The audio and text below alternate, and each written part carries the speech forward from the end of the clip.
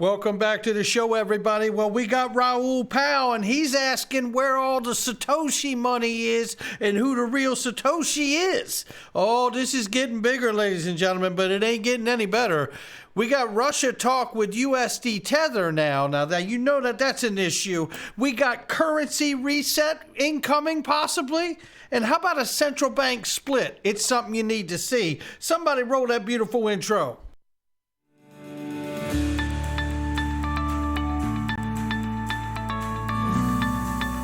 Digital Perspectives with Brad Kimes. Come on in.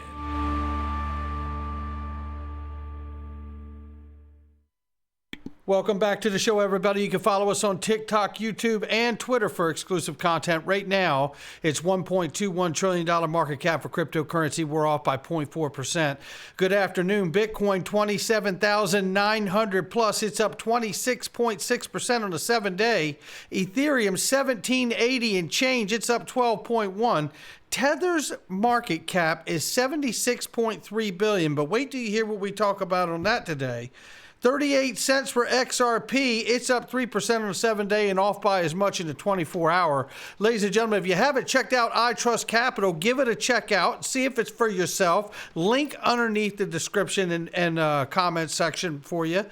I tell you, you can buy and sell crypto, precious metals 24/7 in your back office, in your portfolio, and you get all the tax advantages of an IRA. I mean, it's pretty remarkable. Click the link. You can roll over your 401k. You can't believe the options that are available to you.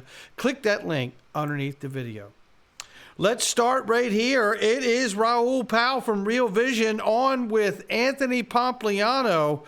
Boy, I tell you, you couldn't get these questions out of Anthony Pompliano not that long ago. But listen to this.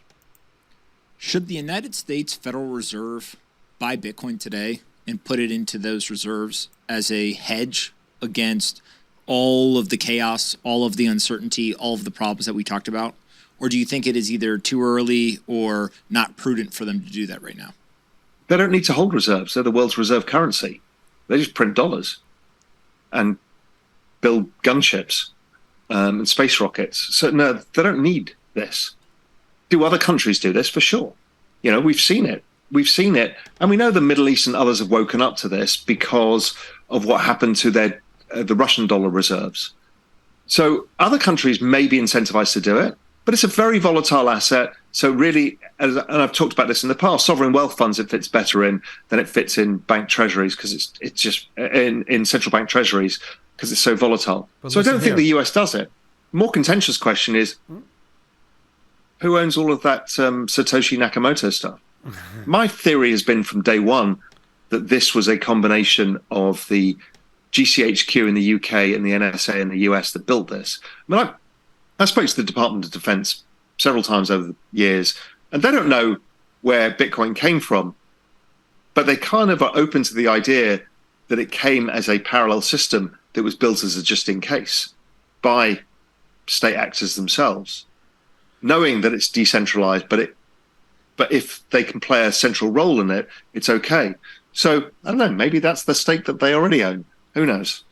Well, I tell you something that's quite interesting is that we've all heard the clip pretty much on this channel. In fact, the Department of Homeland Security knows exactly who the 4 Satoshis are, and I encourage anyone to do a FOIA request to get the information so we can all find out.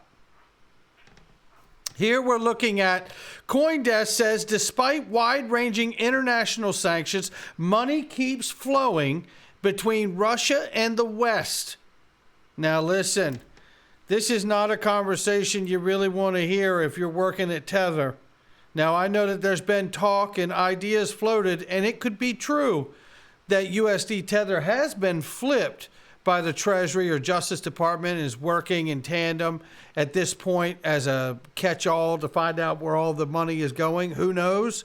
But what I can tell you is that if you're having discussions and articles written about your product, which is a digital version of the US dollar, and talking about how it's being used to obfuscate the SWIFT payment messaging system for Russia's advantage, it is not good. Nevertheless, there are still ways to move tens of thousands of dollars in cash across the Russian border without declaring them at customs control. For instance, you could buy the USD Tether stablecoin for cash in Moscow and then sell it for cash in London, they say. No registration, no identity verification, no licenses, no guarantees. And I tell you, that doesn't sound like something anyone should be doing. And again, I find it very timely that the market is in the position it's in. The current banking system, financial system is in the situation it's in. And now we have this narrative coming out that Russia may be using Tether to get around and avoid sanctions. What do you think could come from that? My mind is racing with wonder. Eleanor Tarrant says here an anti-CBDC bill called the No CBDC Act, sponsored by Senator Mike Lee from Utah, will be introduced in the Senate as early as today. It's designed to amend Federal Reserve Act to limit the ability of Fed banks to issue CBDCs that could further curb crypto innovation. Now, listen, you guys know I've been a big proponent and advocate of any kind of bill or legislation that stops the Federal Reserve from being able to have direct access or development and issuance of a central bank digital currency. Full stop. Not a bad idea at all. Get right on it. Well, the governor of Florida here, DeSantis, calls to ban central bank digital currencies as well. I don't know if you need to ban them. You just need to make sure you have a separate entity, a third party in between it all to guarantee that the constitutional rights of privacy and all other rights are delivered to the consumer and citizen as it should be, the way the paper money is in our pocket. Take a listen to this quick clip right here with Jeremy Allaire from Circle discussing how USDC could be playing that role right now. And I've been talking about that for years. Listen. Now I'm seeing sort of the end state vision. And I'm almost wondering if that end state vision for Circle and USDC is something like a proxy central bank digital currency. Okay? Like, I know we're steps before that here, and maybe I'm getting too ahead of myself, but it just feels like that vision of like USDC shouldn't have commercial bank, I'll call it protocol risk because we have crypto here. It should just be one-to-one with the T-bill. It shouldn't take any risk of the banking sector. Or literally the central bank liability itself, right? Well, my question is, I see that, you see that, a lot of people in crypto see that. We also see a complete absence of a U.S. central bank digital currency strategy, even though they're writing white papers on it all the time. China's like miles ahead of the U.S. They need a strategy. They may not know it yet. Will these events precipitate that conversation? Could it actually move forward in that direction and actually be a kind of a growth catalyst to get us there faster? Well, we don't get to hear the rest of that answer, but I'll tell you this. This is exactly what I've been talking about with USDC. And if you think the U.S. is behind, it's a project, I believe, like this. And yes, it just lost its peg two weekends ago. But you know what? To the point that was made there by Ryan Adams is simply this, is if you connect it properly to the Treasury of the Fed, you bypass the banking protocol proxy that actually got it hung up in the depegging, you don't have that issue. Something to think about. Moving on. U.S. dollar cash flow arrangement will run from Monday until at least the end of April, the Bank of England said. Central banks take swift action to keep cash flowing and investors' fears calm as it is. And we know that while that's happening, because there were several central banks, which you will see in just a moment, that participated in that, ISO 20022 messaging system standardization movement began this weekend and continues this day and will run through November of 2025. Now remember, it is messaging and payments. It does not mean that it's tokens. ISO 20022 tokens is slang, right? And it simply is no such thing in reality. But the truth is that I do believe that this is a gateway of standardization happening in payments and messaging that will ultimately allow for the transfer of value to be connected to this message using digital assets like CBDCs, XDC, XRP, and other assets alike. So we will keep an eye on the development of all those details. Here we see there was more success being realized too in the Australian payment network as well when it came to ISO 20022. But a question was asked here about the bailout and the money printing that was agreed upon with these central banks. This is a big question here, and it's from Luke Thomas, who says, you got to ask why central banks from BRICS coalition, the Middle East, didn't join these central banks unless they are working on an alternative global reserve currency. Fed and other central banks try to head off the crisis, keeping dollars flowing. And what he's talking about is the list of banks that participated in keeping the U.S. dollar liquidity provisions proper in the global market. And as he asked the question, you see no central banks from the Middle East or the BRICS coalition on this list. And it has been said multiple times publicly that they do have a new payment system. They are putting it together, and they are very interested in pursuing some kind of a new global reserve currency digital token for them to use.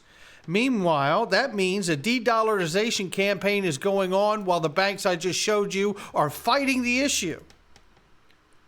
And Africa now decides to kick the dollar to the curb, looking to make stronger relationships with Russia so they can use each other's currency in Sudan. Smaller country, yes, but more evidence that we're moving towards some kind of a currency reset, some kind of new monetary system. Hang in there, we got more.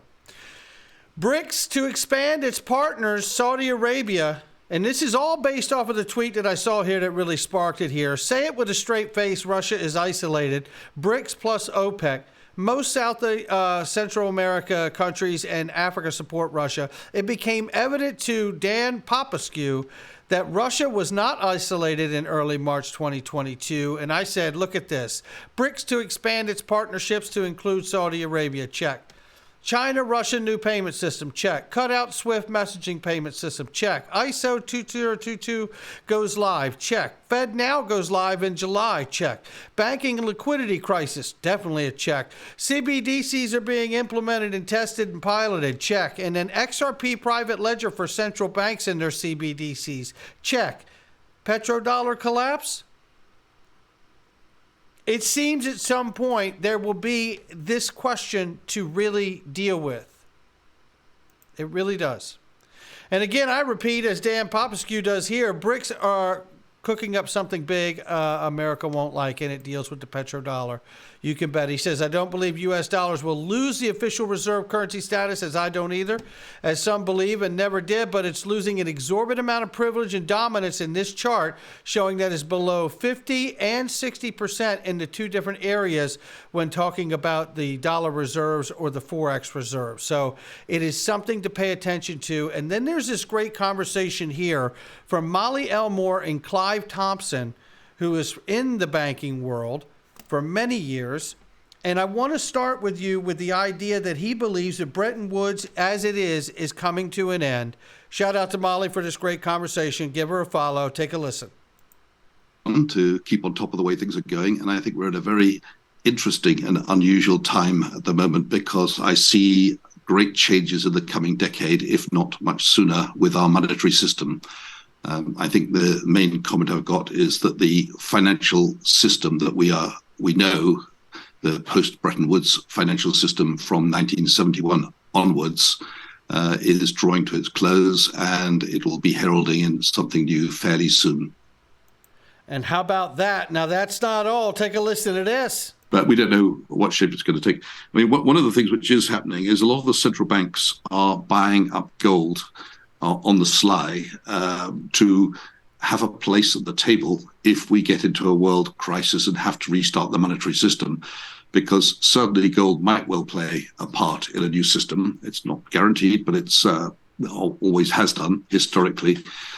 So if we move into a situation of a new Bretton Woods type agreement, those sorts of nations, the BRICS, didn't get a seat at the table last time, but they want a seat at the table next time. And if you have the gold, you'll get a seat and you'll have a say in how things pan out. It's not a certainty that we will have a one-off currency reset. We might just have a lot of inflation and then suddenly have to back the currency by something tangible. We'll see which way it pans out. But I'm thinking the most likely scenario is a currency reset after the CBDC has been running for a year or two.